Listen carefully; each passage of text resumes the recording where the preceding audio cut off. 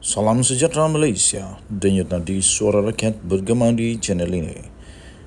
Jangan lupa tekan butang subscribe, like dan share. Malaysia kita punya, cintai Malaysiaku, kita jaga kita.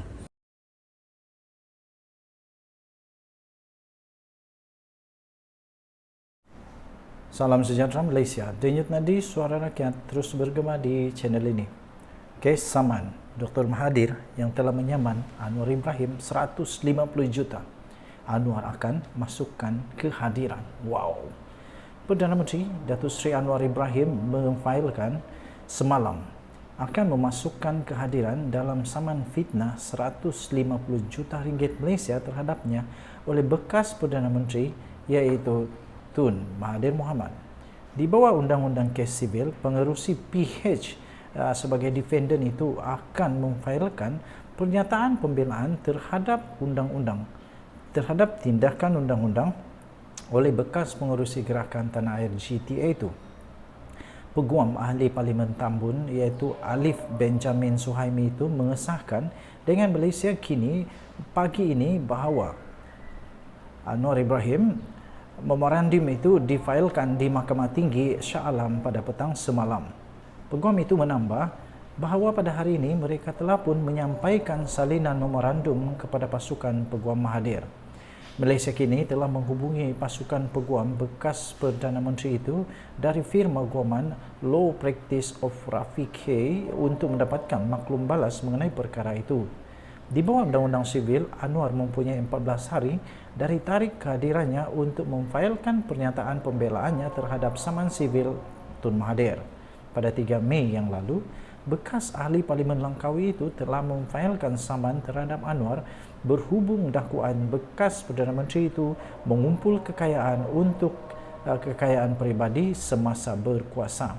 Tindakan sivil atas ucapan dasar Presiden PKR pada Kongres Kebangsaan khas PKR Parti itu pada 18 Mac yang lalu. Melalui tuntutan mahkamah itu, plaintif mendakwa antara lain bahawa Datuk Seri Anwar Ibrahim telah membuat kenyataan tidak benar dan tidak berasas dengan niat untuk menimbulkan persepsi negatif terhadapnya. Mahathir juga mendakwa kenyataan itu bukan sahaja merosakkan imej dan reputasinya, tetapi turut memalukan dirinya serta keluarganya. Mahathir menegaskan bahawa anak-anaknya berjaya dalam dunia perniagaan tanpa campur tangan atau sebarang penyalahgunaan kuasa olehnya sebagai Perdana Menteri pada ketika itu. Plaintif telah menuntut ganti rugi 50 juta dan ganti rugi teladan sebanyak 100 juta. Mahathir memohon perintah mahkamah agar Anwar mengeluarkan permohonan maaf secara bertulis dan penarikan serta merta dakwaan itu. Plaintif juga menuntut faedah tahunan 5% ke atas ganti rugi yang diberikan untuk dikira dari tarikh memfailkan tindakan sivil sehingga penyelesaian penuh pembayaran pempasan, kos dan apa-apa relief lain yang difikirkan sesuai oleh mahkamah. Saman fitnah itu ditetapkan untuk pengurusan kes melalui sidang video di hadapan Mahkamah Tinggi di Shah Alam pada 31 Mei ini. Tuan-tuan dan puan yang dihormati sekalian, ternyata Anwar Ibrahim tak takut dan menurut pemahaman saya melalui berita yang saya bacakan sebentar tadi ini, Mahathir sedia untuk ditentang oleh Anwar. Anwar sedia untuk melawan Mahathir dan Anwar tak akan berganjang, Anwar tak akan menarik balik kenyataannya. Kemungkinan saya fikir Anwar ada sebabnya. Mungkinkah Anwar telah pun mempunyai bukti yang kukuh yang telah dikumpulkannya bersama dengan pihak lawyernya sendiri ataupun beliau telah mengorek fail-fail lama dan sebagainya, kita tak pasti. Tapi yang kita pasti sekarang ini ialah Peguam Ahli Parlimen Tambun itu iaitu Alif Benjamin Suhaimi telah mengesahkan bahawa memorandum itu telah difailkan di Mahkamah Tinggi di Shah Alam petang semalam, iaitu memorandum memfailkan memasukkan kehadiran dalam saman fitnah itu. Maknanya di bawah Undang-Undang Sivil, pengerusi PH sebagai defendant itu memfailkan pernyataan pembelaan terhadap tindakan undang-undang oleh bekas pengerusi gerakan Tanah Air itu. Dan kerana itu juga di bawah Undang-Undang Sivil itu, Anwar mempunyai 14 hari dari tarikh kehadirannya, yaitu yang telah difailkan itu untuk memfailkan pernyataan pembelaannya terhadap saman sivil Mahathir itu. Kita nantikan, saya tak sabar nak tengok perlawanan di mahkamah, sebab saya hampir dah bosan lah tengok di luar ni semua dakwa ini, dakwa itu, dakwa ini, tapi di mahkamah yang paling penting. Jadi sama ada Anwar ataupun Mahathir yang betul, nanti kita tengok di mahkamah. Denyut Nadi Suara Rakyat terus bergema di channel ini. Jangan lupa tekan butang subscribe, like dan share. Malaysia kita punya, cinta Malaysia aku, kita jaga kita. Bye-bye. Salam sejahtera Malaysia. Denyut Nadi Suara Rakyat bergema di channel ini. Nampaknya berulang sekali lagi sejarah seolah-olah pernah terjadi dulu, kalau anda masih ingat, di mana Zuraida Kamarudin dan Azmin Ali ketika mereka berpindah kepada Bersatu, otomatik mereka mendapat pangkat yang cukup besar di dalam parti Bersatu. Saya tidak pasti apa respon daripada ahli-ahli ataupun akar umbi Bersatu pada ketika itu, tetapi pastinya ada yang suka, ada yang tidak, kerana sudah ramai orang yang lama dengan Bersatu, tiba-tiba orang yang baru saja masuk Bersatu tiba-tiba dapat jawatan tinggi pula.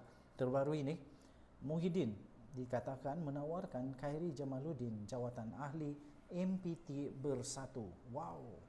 Presiden Bersatu Tan Sri Mahyadin Mat Yassin mengesahkan spekulasi lama bahawa Perikatan Nasional cuba untuk memikat bekas pemimpin UMNO iaitu Khairi Jamaluddin menjelang 6 pilihan raya negeri yang akan datang ini. Walaupun ketua gabungan itu menafikan bahawa Khairi Jamaluddin ditawarkan dengan jawatan Menteri Besar jika dia menyertai Perikatan Nasional, Muhyiddin mendakwa ada masa yang berbeza untuk menunggu bekas ahli Parlimen Rembau itu. Katanya, mengakui perkara itu, kalau dia masuk Bersatu, kita tawar dia Majlis Pimpinan Tertinggi MPT jika dia setuju, kerana kami tahu dia boleh menyumbang, kata Muhyiddin pada satu sidang akhbar di Kuala Lumpur pada hari ini. Khairi Jamaluddin dipecat daripada UMNO pada Januari dalam langkah presidennya Ahmad Zahid Hamidi membersihkan parti itu. Sebelum saya teruskan membaca berita ini, saya memberikan pendapat, idea saya, pandangan saya tentang perkara Khairi Jamaluddin. Pada pendapat saya, tuan-tuan dan puan-puan, sama ada anda setuju atau tidak terpulang kepada anda. Tetapi oleh kerana semua parti bagi saya semuanya sama sekarang, pada pendapat saya, pandangan saya, lebih baik Khairi Jamaluddin bertanding saja secara bebas dengan menggunakan calon sebagai calon bebas. Terbukti ya tuan-tuan dan puan-puan, di Malaysia pada pilihan raya yang lalu, jika calon itu memang calon yang bagus, walaupun dia tidak bertanding pada satu parti yang besar atau yang kecil, yang terkenal, yang banyak rasuah, yang tak ada rasuah, yang banyak kes, tak ada kes, yang banyak macam-macam lah banyaknya, tapi kalau dia memang seorang yang boleh diterima oleh rakyat, dia tetap akan menang. Sebagai contoh saja, Parlimen kami P167 Kudat, beliau bertanding dengan tiket bebas, dan kerana beliau dilihat oleh kami sebagai boleh bekerja sebagai seorang pemimpin yang berwibawa walaupun tanpa sebarang parti, dia menang. Sama dengan Khairi Jamaluddin. Pada pendapat saya, lebih besar sakit kepala kalau ikut lagi parti. Lebih mudah, lebih senang, lebih berharga sebenarnya kalau Khairi Jamaluddin tidak bertanding menggunakan mana-mana lambang parti. Lebih baik dia bertanding bebas, kerana dia bebas untuk bersuara, dia bebas untuk memilih nanti. Walaupun tidak menunjukkan, saya sambung semula, walaupun tidak menunjukkan seberang langkah untuk menyertai semula politik sejak itu, Khairi membisu apabila dia hadir ke Majlis Aidilfitri anjuran Yayasan Gulf Amal Muhyiddin pada Sabtu yang lalu. Ditanya jika ini petanda akan menjadi ahli Khairi Jamaluddin, Muhyiddin berkata menjadi harapan semua dalam Perikatan Nasional. Katanya, dia tidak memohon untuk menyertai Bersatu, tetapi saya tawarkan dia, dan tawaran itu masih berlaku, katanya. Presiden Bersatu itu berkata, tawaran itu kali pertama telah disampaikannya pada tahun 2016 yang lalu, apabila parti itu ditubuhkan tidak lepas-lepas dia dipecat daripada UMNO. Muhyiddin berkata, menjadi harapan Bersatu supaya Khairi dapat membantu mengukuhkan parti. Katanya, kita serahkan kepada Khairi bila dia mau membuat keputusan. Kita tak nak gesa sangat. Dia seorang yang sangat bijak. Dia faham pilihan raya negeri akan datang. Kalau saudara KJ boleh fikirkan baik-baik, Sekarang masa yang baik untuk sertai bersatu, kata Tan Sri Muhyiddin Yassin. Semasa episod siaran Postcard 2 minggu yang lalu, Khairi berkata dia kini cenderung 90% untuk bersara daripada politik. Saya rasa itu lebih baiklah. Daripada sertai, lebih baik bersara. Kalau nak bertanding, bertanding dengan bebas. Dalam episod itu, dia turut menyoal tetamunya, iaitu bekas ahli Parlimen Bangi, Ong Kian Ming, sama ada dia patut menyertai DAP atau tidak. Ong menjawab secara positif, berkata Khairi dan hos bersama siaran podcast itu, iaitu Saril Hamdan Sufyan, boleh menjadi calon Perdana Menteri untuk DAP. Denyut nadi, suara rakyat bergema di channel ini. Apa pendapat anda? Adakah Khairi Jamaluddin sesuai dengan bersatu? Ataupun anda pun turut bersetuju dengan saya bahawa Khairi Jamaluddin sepatutnya jangan masuk bersatu atau parti-parti yang lain, atau dia lebih baik untuk bertanding secara bebas? Kita jumpa lagi.